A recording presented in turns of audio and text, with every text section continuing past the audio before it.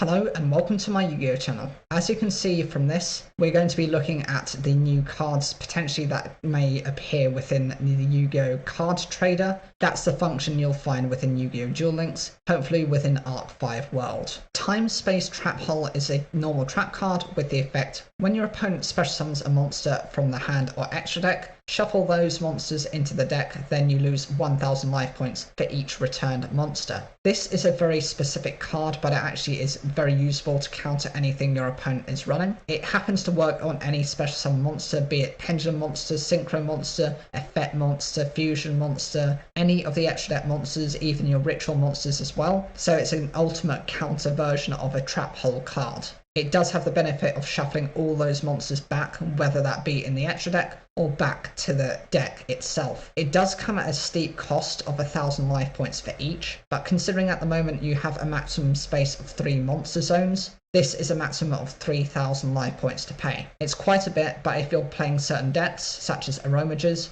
you recover 3000 life points like that. It's very simple for them to do that. Even within their own field spell, they can do that. The only concern I would have is just the steep cost, and it happens when your opponent special summons a monster. So if they're able to go into something like Blue Eyes, like the Spirit Dragon, that is able to just banish this card. Even if you were to respond to its activation, it could then just tribute itself to bring out a Blue Eyes White Dragon and therefore not fear this card. And since it has to respond to a special summon, if your opponent has already made their first move and have cards to counteract this card, they could probably Mystical Space Typhoon or Cosmic Cyclone this before you ever get the chance to set and activate this effect. Hippo Carnival is a quick play spell card with the effect special summon 3 Hippo tokens, their beast type earth attribute level 1s with 0 attack and 0 defense, but they cannot be tributed. You cannot special summon monsters from the extra deck while a Hippo token is in a monster zone. For the rest of this turn after this card resolves, monsters your opponent controls cannot target monsters for attacks except Hippo tokens. I think this card is particularly appropriate considering that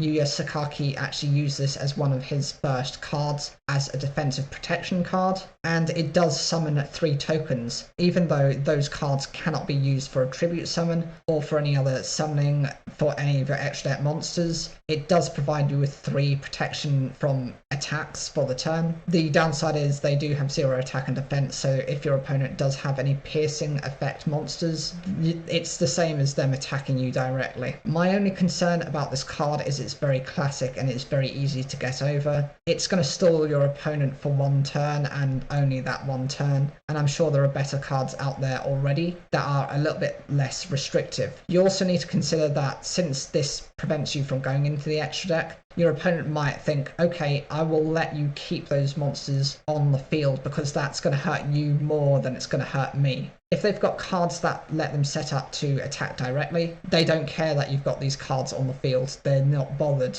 They might as well just attack directly, say, 7 times with Amethyst Cat, for example, which is the Crystal Beast. Or the shorter way they can go about it is obviously with Elemental Heroes. They can go into their Masked Hero Anki, which does 1400 attack points of damage. Or they can go into, I think it's Super Heavy Samurai Stealth Ninja. That can use half of its defense points, and actually is probably the fastest way of OTKing you and your opponent by equipping it with, I think, Soul Piercer to attack twice with its defense points. Means it's doing at least 2800 points of damage each and every turn guaranteed. Castel, the skyblaster musketeer, is a wind attribute winged beast Xyz monster. It's a rank 4 with 2000 attack and 1500 defense. It requires 2 level 4 monsters to summon it, and you can detach 1 material from this card, then target 1 face-up monster on the field, change it to face-down defense position. You can detach 2 materials from this card, then target 1 other face-up card on the field, shuffle it into the deck. You can only use 1 Castel the Skyblaster Musketeer effect per turn, and only once that turn. I think it's about time that we see some of the more powerful toolbox rank 4s, Xyz monsters, since I know we've got Utopia and we're starting to lose sight of the Yu-Gi-Oh! Zeal world. I think it's about time we start seeing the power of some of these excessive Xyz monsters, just to put us in a decent enough game state to enable some sort of interaction with pendulum players. I don't think it's unreasonable to have this card for a couple of reasons. First, it can only use these effects during its turn and that player's turn. The second thing is, this has, 2000 attack. There are so many monsters that if you've got an equip card on your monster, can overthrow this card very easily, or alternate this monster, or even destroy it because it has no inbuilt protection. It is nice for having it simply because it changes a face-up monster to face-down defense position. So if they've got one of those really annoying effects that restricts your plays, that's always one thing you can do with it. Alternatively, it does put them into defense mode, which means if they've got lower defense points, it's easier to get over those monsters. And final effect, being able to just shuffle one of your opponent's monsters back into the deck. That's always a good idea if you just don't want that particular card and it's a bit of a nuisance to deal with. I think this is reasonable to expect considering we've already gone through the Zeal world, and I'm sure they will be looking at giving us some more diverse Xyz monsters alongside the pure pendulum support. Magical Star Illusion is a normal spell card with the effect: if your opponent controls a monster and you control as many or fewer monsters, monsters currently on the field gain attack equal to the combined levels of all monsters their controller currently controls, times 100 until the end of this turn.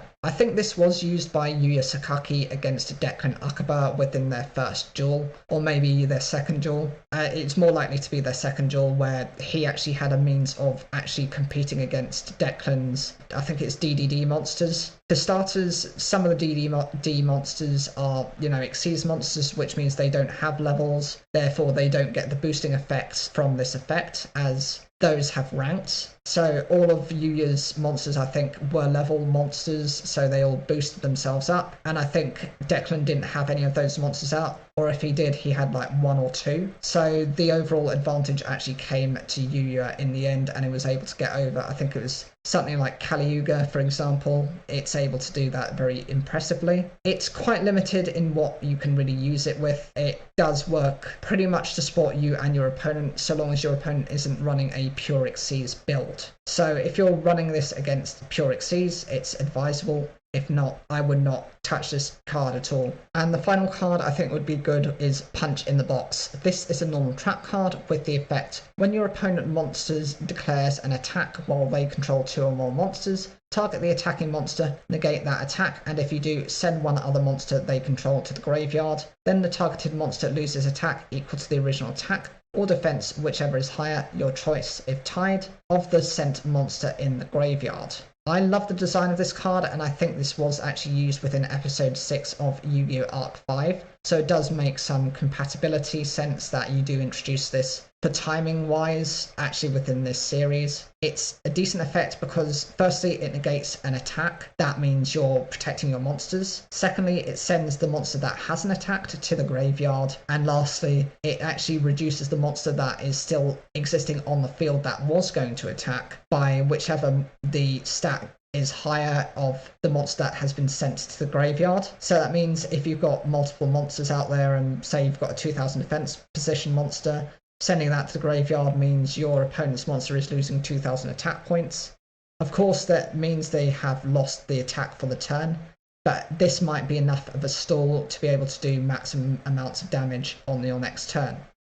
I think this is quite similar to things like Magical Arms. I think there's a trap card which lets two monsters kind of attack into each other, and I think this is almost an extension of this type of card, but I think this is much better because this stops your opponent from really doing anything. With Duel Links you don't actually get a main phase 2, so once they've tried to attack, that's it, they can't do anything for the rest of that turn.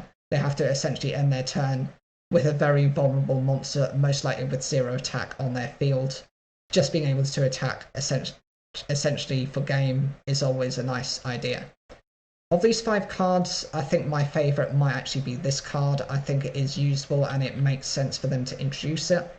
I think the Magical Star Illusion is the least likely to be introduced, or at least my least favourite, because it's just very niche, and most of the cards that are running around in Yu-Gi-Oh! Duel Links happen to be non-Xyz monsters. Especially with pendulums coming up, there's going to be even more monsters that have levels to them, so I think it's going to be the most forgotten.